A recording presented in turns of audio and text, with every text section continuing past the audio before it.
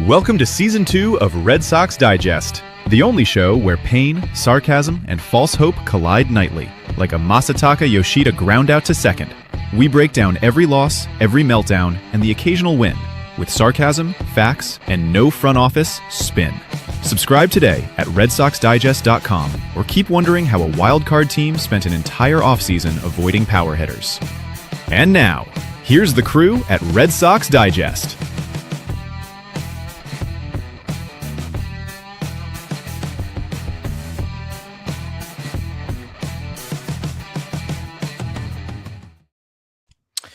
Good evening, sports fans, and welcome to another edition of Red Sox Digest. I am your host tonight, Jim Delfino.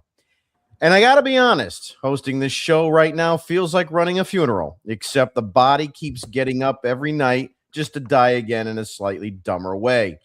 At this point, I'm not even a host. I'm a grief counselor for Red Sox fans. Tell me where it hurt you tonight. Oh, the fifth inning? Yeah, that'll do it.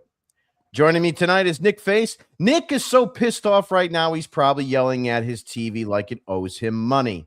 This guy doesn't just hate losing, he takes it personally. Somewhere right now, he's tweeting in all caps, arguing with three Padres fans and some guy named Sox Optimist 42 who still thinks this team is close. Close to what, Nick? A complete mental breakdown? Joining me tonight as well as Thayer Doyle. Thayer's the fundamentals guy, which means tonight he's sitting there watching this team like a high school teacher whose class just ate glue. Guys, we talked about this. We don't blow 4-run leads. That's day one stuff. And finally joining us and rounding it out is John Martinello. John's going to come in with the analytics like, well, actually, if you remove the fifth inning, the eighth inning, and the ninth inning, Red Sox won this game. It's really the only way that this team can win right now.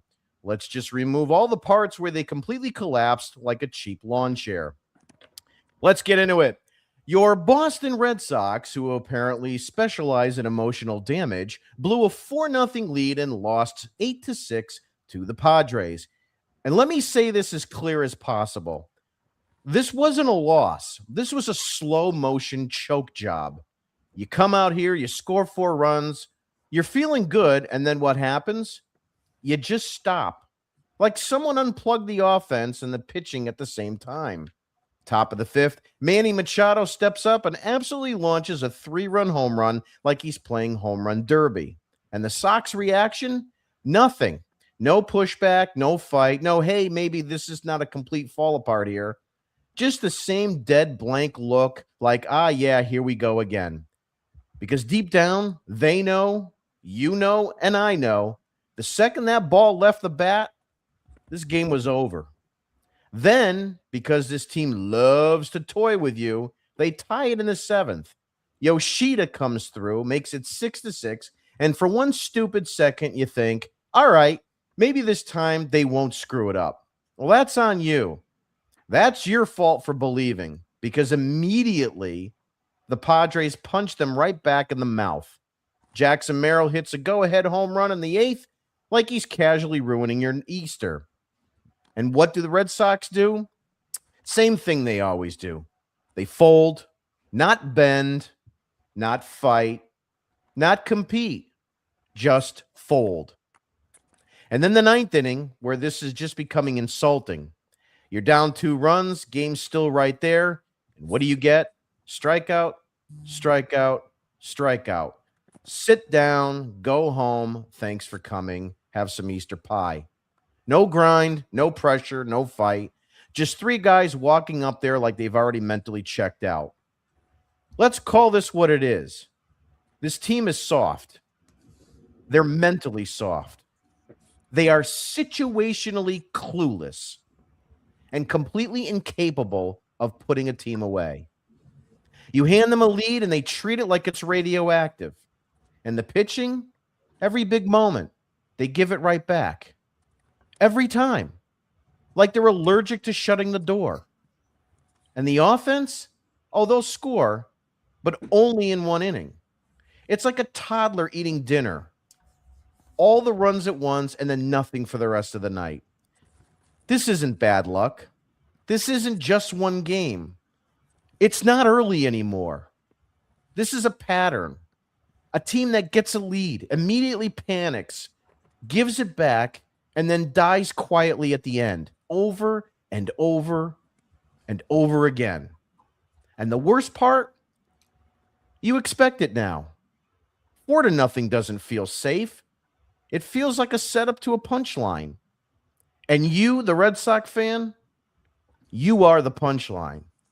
So yeah, the Padres take it. Red Sox blow it. Yet again. Another day or another night of watching a team that just has enough talent to give you hope and just enough dysfunction to rip it away in the most frustrating way possible. I've said enough. It's time for the word of the day. And now it's time for Nick Face's Word of the Day! Coming at you with pure facts right now. The word of today is worst.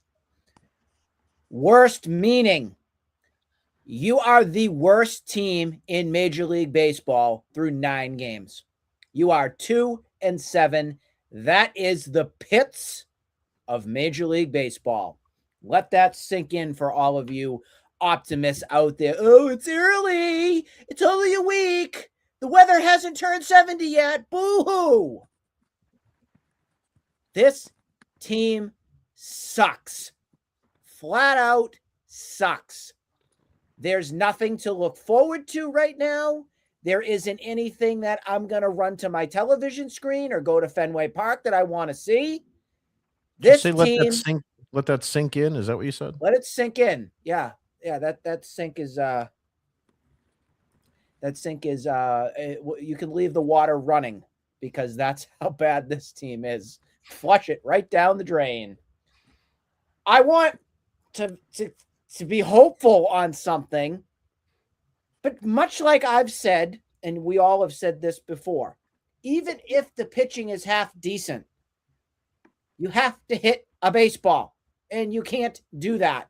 The game should have been over after the 8th inning, by the way, today, because when Mason Miller came in, I ran for the hills. I knew 3 strikes, you're out of here with Story, Duran, and Contreras. You didn't even need to stomach that, folks. You didn't even need to have a glimmer of hope if there was a chance in the world that team was going to come back from that. You could have had another Easter buffet special dinner, and you still wouldn't have to suffer through any of that right there. That bad. To make matters even funnier at Fenway Park, for the first time this season, we heard the Boo Birds come out loud and clear. And sometimes you haven't heard that at Fenway Park because sometimes the Pink Hats or your travelers or your, look at this museum. Isn't this great? The theater production's wonderful. I'd love to talk about this.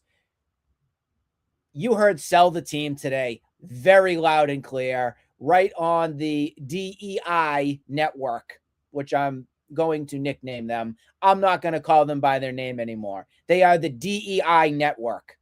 And if you want to come at me for it, go right ahead. Sell the team. Sell the team. And isn't that funny that this is something that we have talked about ad nauseum here on this pod? We have talked about it repeatedly, that in at least my opinion, I'm just going to speak for myself because I think others may have a different take. Who knows? Yes, the only way out of this mess is if John Henry sells this team, because then it is a restart. It is a no more Breslow, no more Cora, no more Sam Kennedy's. It's a fresh start. We need to get rid of this right now. Thank you very much for the 4, but you don't care anymore. You don't. They got so lucky in 2018 with that super team. And they really got lucky in 2013 because they really didn't have any business winning that World Series either. That team got so lucky, had Boston all behind it. You really won 2 World Series with this ownership group, at least from their efforts, 2004 and 2007. The other ones, 2013, I'm going to say pipe dream, 2018, an anomaly, meaning that you had a super team. Thank you, Dave Dombrowski. You bought, you got. That's a nice Well, little Nick, phrase. You bought, you got. Isn't that Nick, cool? Nick, if you want to say something even deeper, you could even argue that they inherited a lot of guys from that 04 team too. That's a great point, Jim. I was going to get to that too. You Sorry. got a lot of players from the Dan Duquette era. You got a lot of players from Duquette's drafting. You did, from him getting. I think it was John Lester was a part of Duquette and others. So yeah, I mean, you inherited it. I mean, 4 championships. I'm not going to complain. I'm thrilled. Thank you very much for it. But 2018. That's 8 years ago. It's gone. It's going to almost be 10 years. I'm sorry. When we just went through that 2000s to 2020 era, I can't sit here and say it's acceptable anymore. The product on the field sucks. Your owner is checked out. He hasn't spoken since 2020 about the team. He hasn't. His little puppet masters have. Little weasel boy Kennedy and go Red Sox. Go Red Sox. Support my foundation. Tom Werner. That's what you get. Where do we go from here? Well, if you want to kick in the balls, you're going to get the Milwaukee Brewers this upcoming week. You're probably going to get a nice little sweepage, but we'll talk about that later. My word of the day again, worst. You are the worst team in baseball right now. Round of applause. Red Sox ownership. You rock. Woo. Round of applause. Yeah, totally agree with just about every single thing you said. Tonight's word of the day is brought to you by Fenway Park's blown lead bleachers. Come watch a 4-run lead disappear in real time. Comes with a free stress ball, 2 beers, and a complimentary apology from the bullpen that expires after the 5th inning. And now I want to turn it over to the Martinello Minute and John Martinello. And now the part they don't want said out loud. No spreadsheets or corporate spin. Just the truth, raw and impatient. This is the Martinello Minute. I mean, where do we even start today? I'm sitting here annoyed, frustrated. As I've said 1,000 times, I'm deflated watching this team. And I think all we've had enough of the same story now for the past 5 years. It's been the same story year in, year out. They start the season slow. They pick it up around the trade deadline, going into the All-Star break. They have a bad trade deadline. They don't address any of the real pieces that need to get brought into the team. And then they dwindle out in September. They made the playoffs last year, and that lasted 72 hours. Friday night, the Sox finally snapped the 5-game losing streak. It came on here saying that we were about to turn a corner. Hand up. I was completely wrong. They did a 180 actually, and we're right back to square one. A team that's pressing, and the team that has no leader, and the most mature player in the clubhouse is 21 years old. Every single time this team has thrown a punch in a game, the opponent has come back immediately punching. They come back punching, and they've been punching us back twice as hard and 6 times over. You're 2-7. It's the worst start since 2019 and 1945 before then. And mind you, that 1945 team, half of the roster was overseas fighting on the beaches of Normandy. But I love this team. I'm gonna follow them through the depths of hell. We're there right now. I watch every game. I'll watch every post-game show. I'll watch every pre-game show. I'll subscribe to John Henry's TV network. I get told things are getting better, but we've been living in the Groundhog Day movie for the last 5 years. The fans today were chanting, "Sell the team," and John Henry laughs back in our faces and says, "Here's some lobster poutine." Nick, your word was worst, but I've got a first. We're the first team to 7 losses. And no, we're not going worst to first. No. Not in the same season anyway. Not unless we're Dr. Seuss. Well, I tried to get a little bit of that in there. I rehearsed that last line. The Martinello Minute is sponsored by the San Diego Padres Thank You program, because every time the Red Sox take a lead, they immediately give it back with interest. Padre fans, you're welcome. And now I want to turn it over to Thayer with the third strike. And now, it's time for the third strike with Thayer. All offseason, we talked about needing power bats and getting a second pitcher. No one mentioned anything about the bullpen. They thought it was going to be fantastic. If you look at what we had to sit through the last 2 days, the bullpen killed us in both games. Greg Weissert, I joked about it on Friday. When he doesn't give up a bomb, we're okay. He's coming to 4 games. He's given up 3 bombs. They've lost all 3 games. The bullpen is atrocious right now. Chapman is going to take a little while to get going. He cost us the other day, especially without Whitlock around. They're working at a disadvantage. You've had your starting pitchers give you 4 innings the last 2 games. That's completely unacceptable. They talked about making this a pitching and defense kind of team. The defense has been very sketchy. The pitching hasn't been very good. Now, what bothers me is they talk about having pitching depth. Ranger Suarez was clearly not ready to go, clearly for the start of the season. Yet, he really hasn't missed a start. This start was better than his previous start. I'll give him that. He pitched well for the first 3 innings, but that is what we would be looking at with him in around the middle of spring training as they're building up what he needs to do. He's not ready. He gave you 3 good innings, then he fell off the cliff. Faltered in the 4th inning. That's on management. That's on ownership, providing an understanding of what these guys are capable of doing. They shouldn't have him pitching in the major leagues because all it's going to do is continue to blow out your already depleted and crappy bullpen, which we saw today. The poor kid had to be left in there for an extra inning. You know, I probably wouldn't have done it myself, but the last 3 or 4 games, you've been using your entire bullpen. And really, to be honest, I think this kid's better than Zach Kelly on fresh. So it's hard to really get on Cora for that one. But this is really the issue that we have. This bullpen is atrocious right now, especially without Whitlock and that underbelly. I'll give you Slayton, Whitlock, and Chapman are going to be fine when we have a lead, but very seldomly do we have a lead.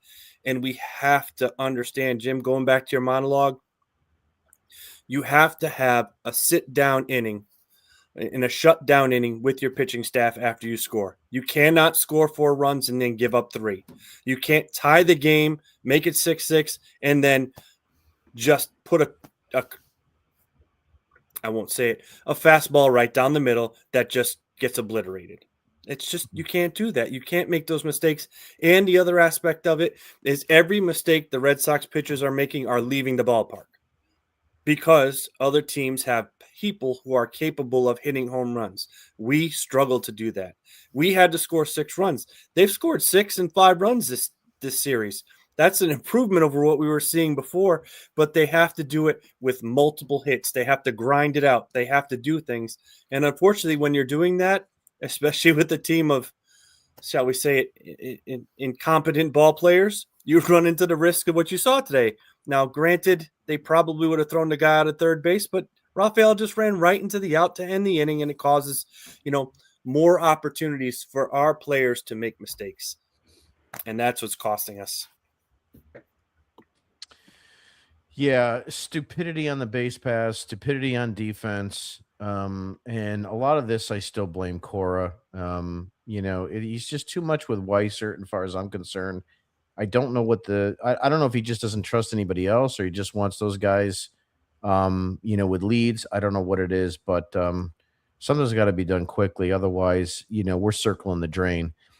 That said, the third strike with Thayer is sponsored by the Red Sox 9th inning approach. 3 swings, 3 misses, and just enough time to beat traffic out of Fenway.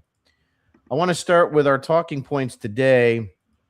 First one I'm going to call the 4-0 lie. So for about 20 minutes, the Red Sox looked like a competent baseball team. A 4-run explosion in the 3rd inning, highlighted by Jarren Duran's 2-run double. Willie Abreu had an RBI triple, and Yoshida added on, gave Fenway the dangerous feeling, which was hope.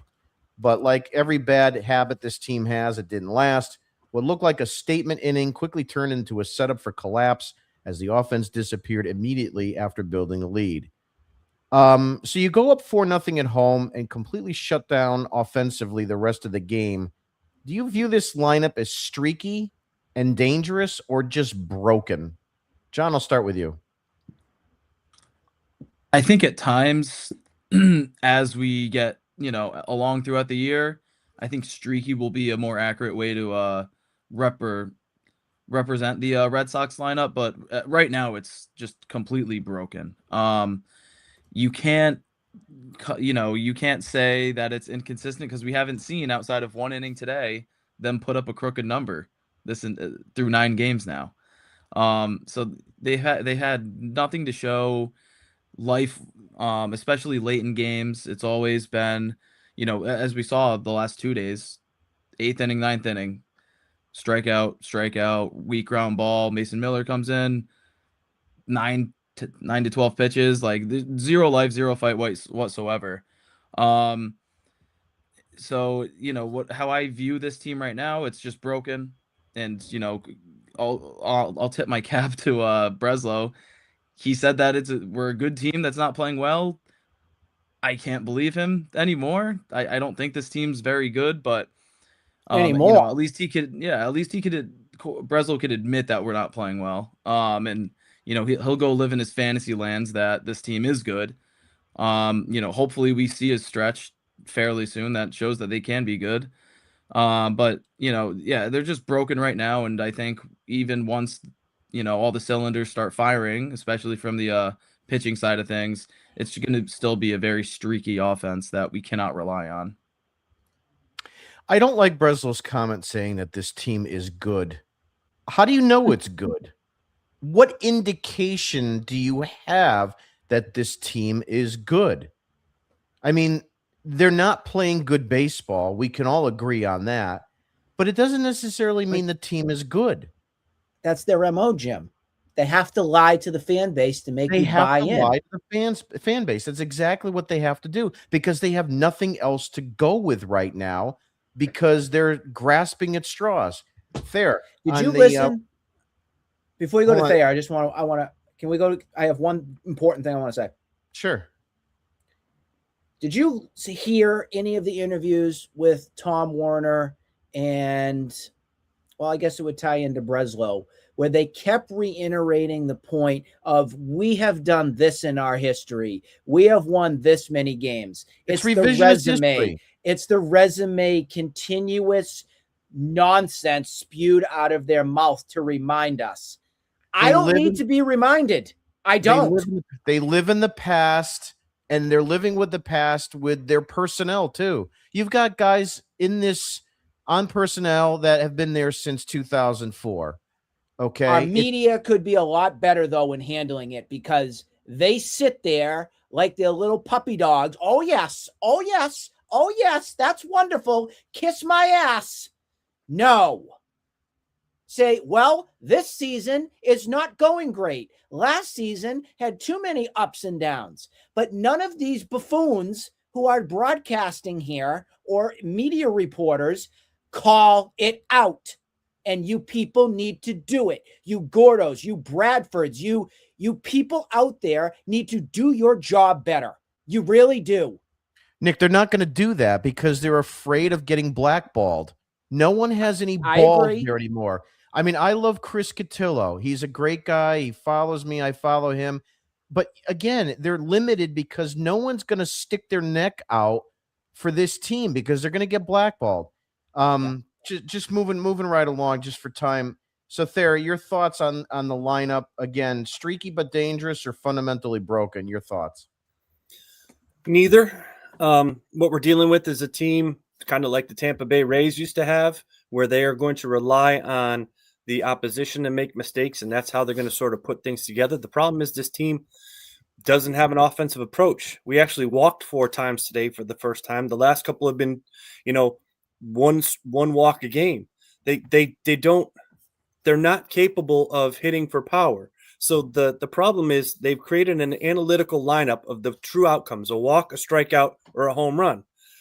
They don't walk and they can't hit home runs, which leaves you only one other true outcome is strikeouts. And that's what we see. They're all trying to do way too much.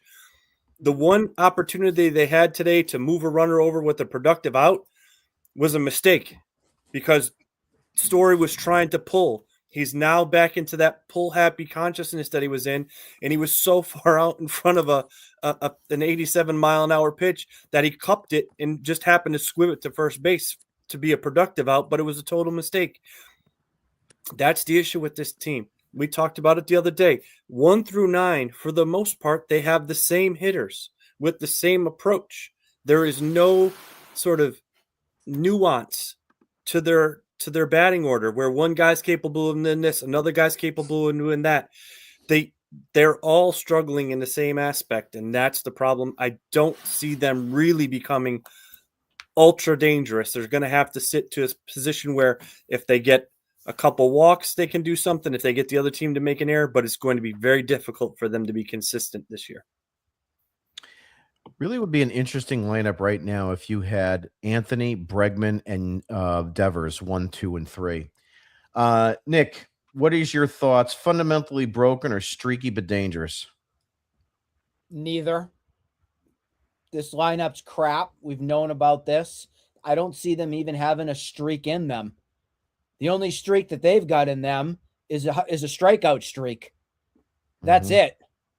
There's no thump. There's no protection. I feel bad for Wilyer Abreu currently right now, who's trying to handle the entire lineup all by himself, hitting in the 5th spot.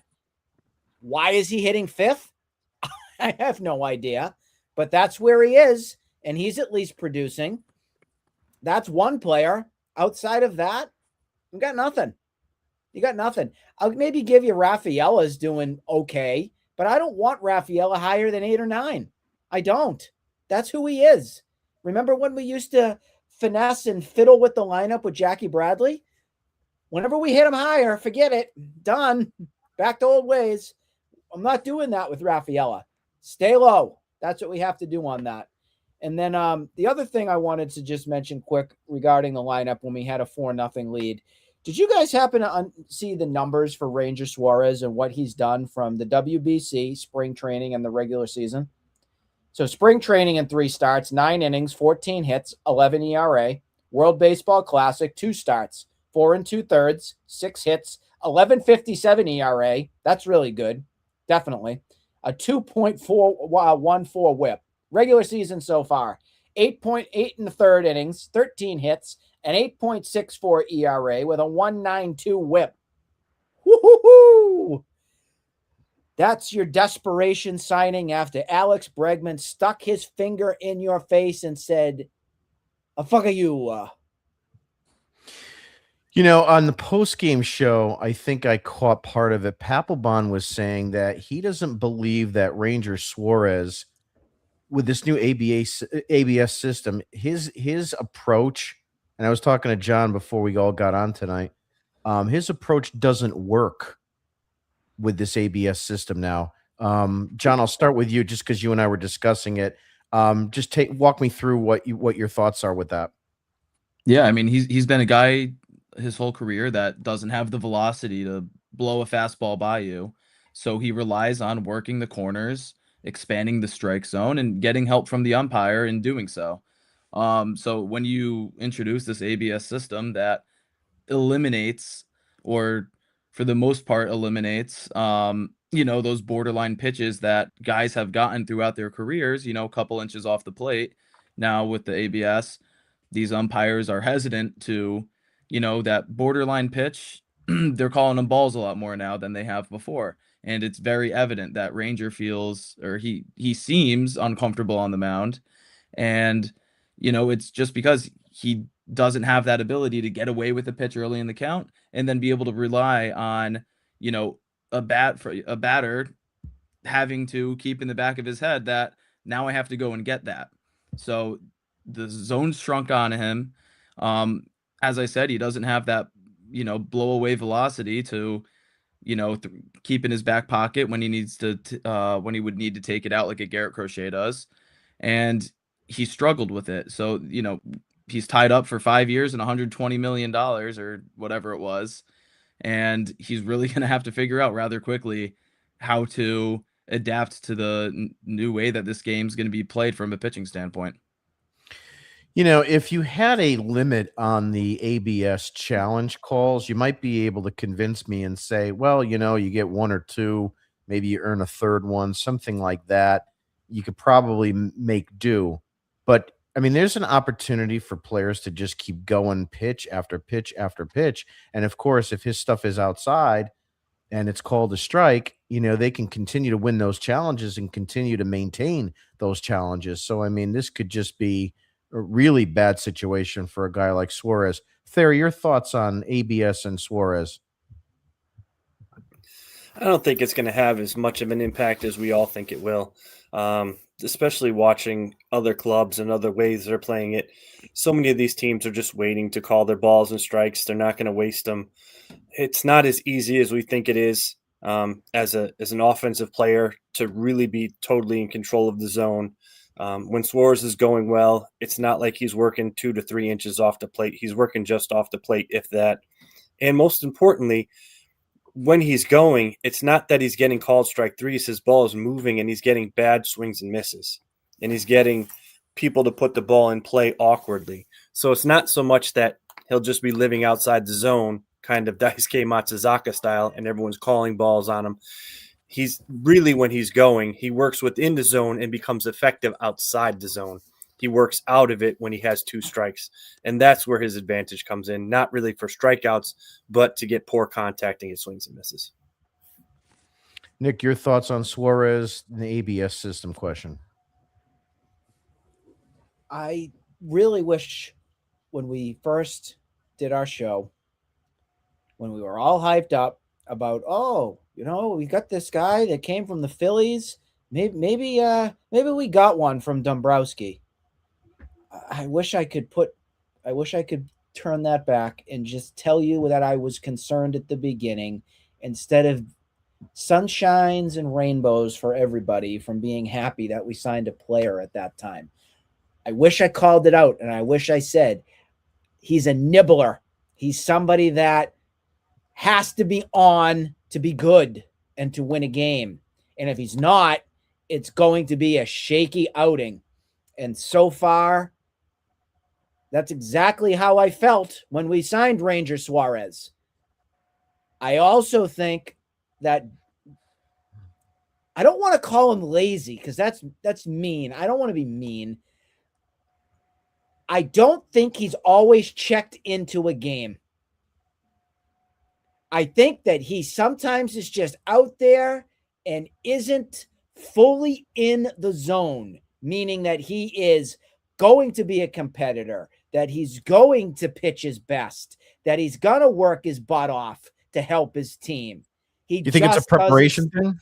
I think it has something to do with preparation, but that can also go back to our coaching staff as well to get him into shape, to motivate him, to get him in his best routine that he could be on the mound.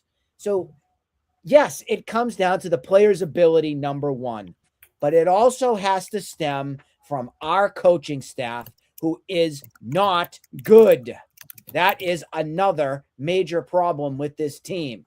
I feel like we as fans or we as podcasters or people in the media, we see these things when the coaches should be the ones that are addressing these things and making adjustments and having these players pull them aside, show them video, tell them that they're like Story, they're pulling all their pitches, or Suarez, hey, don't let the ABS system impact you too much. Make sure you hit your zones. And that means a one-on-one with Nevarez or Connor Wong, whoever's catching on that night, to make sure people are on the same page. Ranger Suarez has not been on the same page ever since he's been here in Boston. I have not been impressed, and this could be another one of those deals and contracts that goes down in history as a bad one. And we're already 2 starts in. Please don't make it go bad. Make it get better. Yeah, I mean, my opinion is that, Breslow's MO has been about getting power guys, Andrew Bailey power guys. So, you really kind of look at this situation with his signing and you kind of scratch your head a little bit because he's completely the anti-power pitcher. So, obviously it remains to be seen moving forward if it continues to improve. To Thayer's point, he's still on spring training mode, so to speak. And, people are going to turn around and say he'll build up arm strength and we'll get him good by the end of May, June. The only issue is that are you going to be so far behind in the standings that you're just never going to be able to get out of it? And that's the problem, the lack of preparation. And, some people like me, want to blame the WBC. Others don't. I still do. And, your number one is supposed to be for the team that's paying your salary. So moving right along. Next topic I want to talk about is Masataka Yoshida. I'm calling him the tease. Yoshida quietly had one of the biggest nights offensively, an RBI double early and a clutch 2-run double in the 7th to tie the game. On paper, that's exactly what you want from a middle of the order bat, quote, air quotes. But even his biggest moment felt hollow because it just set up the next collapse. He did his job. The rest of the team didn't. My question is, Yoshida came through in these big spots. Are we at the point 9 games into the season where we need to play him every day because nothing else is working? Thayer, I'll start with you. It's hard to speak negatively about him, to be perfectly honest, given what the rest of this offense is looking like. I know we do have, our own little issues and sort of PTSD with what he has been since he's come here from Japan a couple of years ago. But maybe there is something to his health in his shoulders. We saw it down the stretch last year. He was capable of putting the bat on the ball and being relatively productive. Today he's doing what he's supposed to be doing. Maybe he is a professional hitter. Maybe he's a guy that he's not going to be the home run hitter that we need him to be, but perhaps he's a guy that's actually going to be able to put the ball in play and maybe move station to station and do a little something beyond just totally striking out. So I'm not going to speak negatively of him because even right now, he's far more productive than Anthony has been. And I know Anthony will get better, but Masataka is doing what he's supposed to be doing right now. I struggle with playing him in left field, but again, it all really comes back to the roster construction, and they've messed up the bullpen. They didn't get the power bats. They kept all of the left-handed hitting outfielders who are not really good outfielders. So we have to deal with what we got to deal with. And to be perfectly honest, this guy is at least producing. Well, the one thing that you can count on with him is contact. I mean, his biggest gripe is that he grounds out the second base, hence season 2's opening song. But, for a team that doesn't have the power and needs contact hitting, he's the one guy that you can almost, I don't want to say rely on in this lineup to actually make contact when you need it. But, you did see that in the postseason. When you needed contact, he was getting it. And that's the problem because this team doesn't have the identity of being a powerhouse offense. And that's the reason why you look at guys like Caleb Durbin and you expect more out of him, more contact, and you hope that you start doing more station to station because that's how you're going to score these runs like today. You're not going to get the 3-run home run, and you need to be able to score these runs. You need to be able to have contact, move runners over, play some small ball like Cora did in game 1. And that's where that's where this team is lacking. John, you're up. What are your thoughts on Yoshida? Should he be playing every day at this point?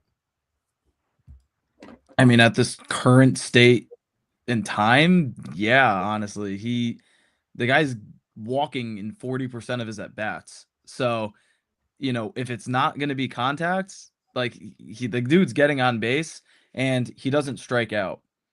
We've seen it throughout his entire tenure with the Red Sox. Will he ground out to second base when he does make contact? Yes, but he doesn't strike out. And for a team that strikes out left and right, they struck out 10 times again today. And I believe that's it's either 5 or 6 out of the first 9 games of the season. They've struck out 10 or more times. You need that bat in your lineup. That's at least just going to put the ball on the ground, whether that's to second base or not. Just get the ball into play and make the defense make a play to get you out. Obviously he's not going to supply any of the power that this team needs, but again, just purely his ability to get on base and his ability to not walk back to the dugout after looking at a fastball down the middle, that for what this team needs right now, which is guys getting on base, he's the gold standard at this point in time.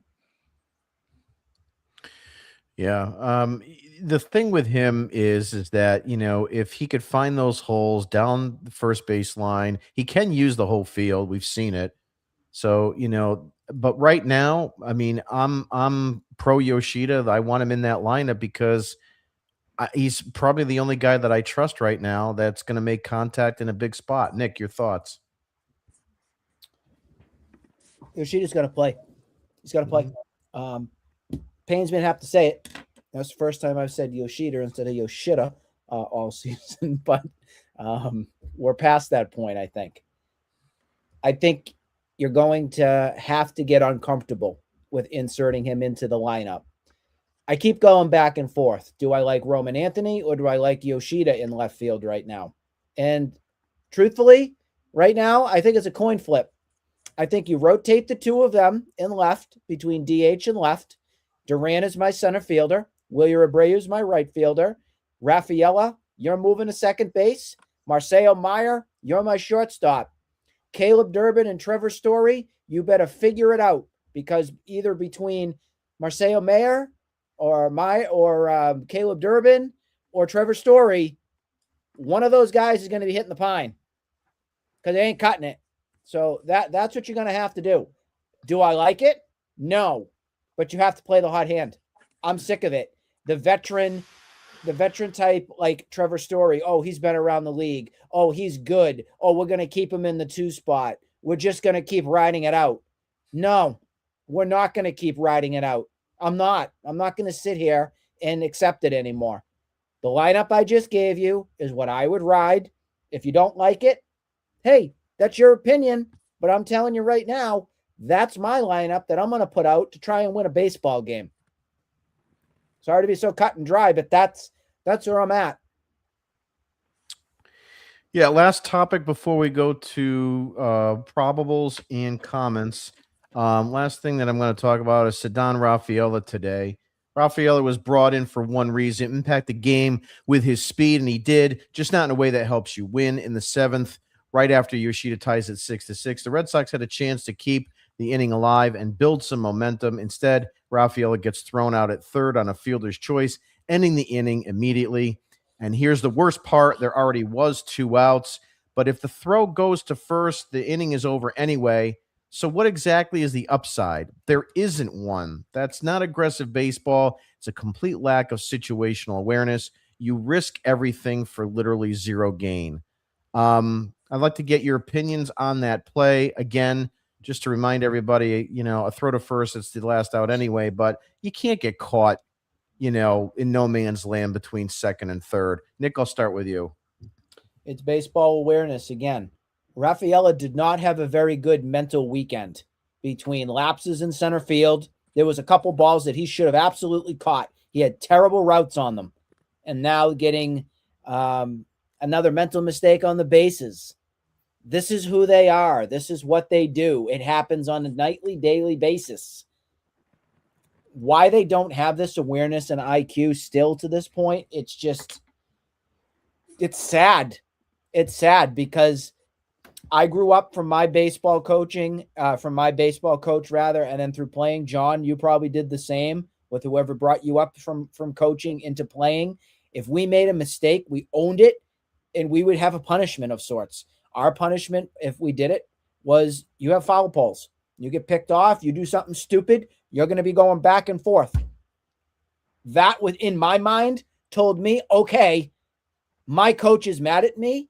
I made a mistake. I own it, and I'm not going to make that same mistake again. It's called the mental game. And I wish my baseball coach, Coach Moscarello, was the coach of the Red Sox right now, because it would be a totally different team. I think some of these guys may cry, and he's not an evil man by any ways. He's a wonderful man. Massachusetts Baseball Hall of Fame. Huge resume if you haven't looked him up. Pete Moscarello. But that's who I got.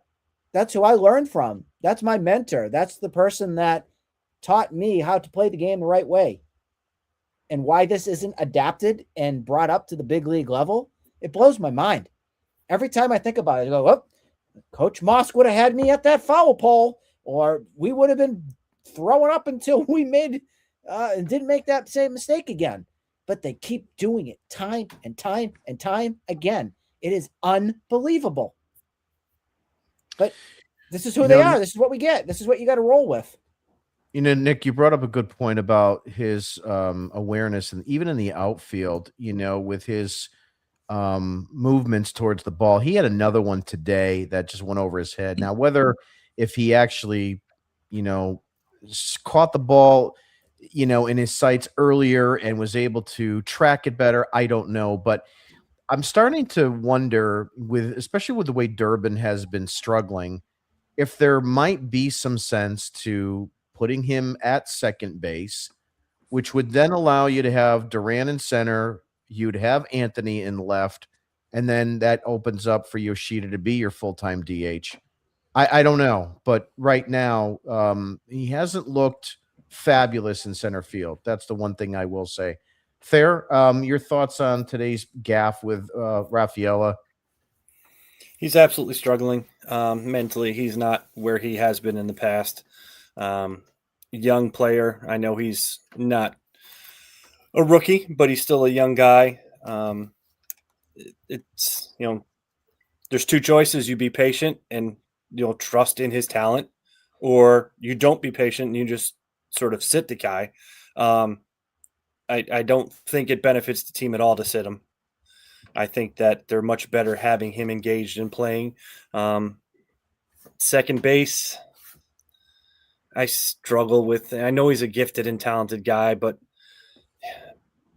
other than for Mookie Betts and Shohei Ohtani, baseball is hard. And to play center field and then to shortstop and then go back to center field and to come in and play second base and to do all these things, it's not an easy thing to do, especially at the level that they're playing at. They are playing with the greatest players in the world. And you have to be comfortable. You have to be in a situation where you understand and are confident in it. And baseball is so mental that no matter how gifted physically you are, if you are not engaged upstairs, it's 10 times harder to play. So I think really they just have to work with them, or if that's what you guys want, just axe them, cut them, and hey, let's see if Duran can actually do any better. But I know a couple of years ago we were pretty upset with the way Duran was playing center field and the way he just let balls go flying over his head and then pouted after him as well. Yeah, no, I agree with what you're saying. I think my point was just because of the logjam and the fact that it appears that Yoshida needs to start playing. And, are you going to put him in left field every night? And if you're not going to do that, this may be the only way since Durbin is struggling. But it's tough. It's definitely tough because then, Durbin's going to lose confidence. John, your thoughts on Rafaela's incident today? Yeah, I mean, I wasn't able to watch the second half of this game, so I didn't see the Rafaela play. But when as a runner on second base and there's no force play on, there's nobody behind you at first, you learn from a very young age the fundamentals. If the ball's hit right at you, you go back to second base. If that ball's hit to your right, you go back to second base. If that ball's hit to your left, go ahead and go to third. If the ball's hit weakly, pulls the third baseman in, go ahead to third base. So, I didn't see the play. I'm going to assume that it was probably right to Bogarts at shortstop, and they just gunned him down at third. It was to the third baseman. It was a chopper. Machado fielded the ball pretty much even with the bag, but he came in and had to get it on a short hop. So it was one of those things where you either have to freeze or you keep going. His problem was was going, and Machado made the play, and he was right there. So really, you have to realize that's one you just have to wait on. But again, it was a mistake. Yeah, and again, as I said on the last show, you can't go a Red Sox game without watching a dumb happen. So I got to miss the one today, so that's at least I could go to bed with a smile on my face about that. But as far as the fielding goes with Rafaela, I'm not concerned whatsoever about his ability out there. He should have won the Platinum Glove last year if it wasn't for that award being a popularity contest. So, you know, him in the outfield, he made a mistake on a Friday, with the sun out there, and then, you know, yesterday maybe he misread that line drive from Tatis. I'm not completely sure, but you know, once we get to September, he's gonna have, you know, he's gonna be in the finalist for center field Gold Glove. He's gonna have all the advanced metrics that, you know, shout out that he's a top 2, top 3 center fielder in the league. So I'm not concerned about it. But you know, on the base paths, at least that's Cora's and the rest of the guys in the dugouts job to handle. And, you know, again, when you're a team that relies on pitching and defense, when you're not pitching well and your defense also isn't holding up its side of the bargain, you can't make these mistakes on the base paths. So, you know, long story short, like the stupid shit that we keep seeing day in and day out, it's got to stop. Yeah, exactly. Just going through a few quick comments here. Pat's Dynasty, I hate this team. It's been frustrating. There's no doubt about it. Fire Breslow and fire Henry into the sun. The problem with Breslow is that what do you do from here? I mean, he was the 18th. I'm joking. He was like 13th or 14th guy. You can employ me. You know, I mean, it's like you're just there. It's going to be a shit show again, and I don't think it's going to change. Continuing on, Jules says Rafaela will never hit, trade him. You know, the problem is they look at him as a right-handed, you know, platinum glove type guy, and because he's right-handed, he's not going to be moved. I think if he was left-handed, it'd be me a bigger chance. But Eric says the offense wasn't an issue today. 6 runs. Yeah, they scored 6 runs, but they can't hold it. So it's like when they get some runs, the bullpen and the pitching goes bad, and then when they get good pitching, they can't hit. So, you know, they can't lose games when they're scoring 6 runs because they've got the pitching, you would think on paper, to avoid losing a game that they score 6 runs in, but it's just not happening. Let's go Padres. It's very funny. Mick says, Breslow on the telecast today made me ill. He's clueless. Some people aren't good at their jobs, even though they have a job. Yeah, I mean, he wasn't their first choice. That's the long and short of it. And you know, I think we might look back at this in time and think that Chaim Bloom was probably even better than he was. P. Fatsy should be fired. I still don't know what he does here because whatever he does, he doesn't do well. But that's 6 years in. Yeah, you know, and you've been having bad luck for 6 years. Cora does have faith in Weiser because of what he has been able to do in the past, plus the other guys that he has, like Kelly, are not any better. The issue is the two of them.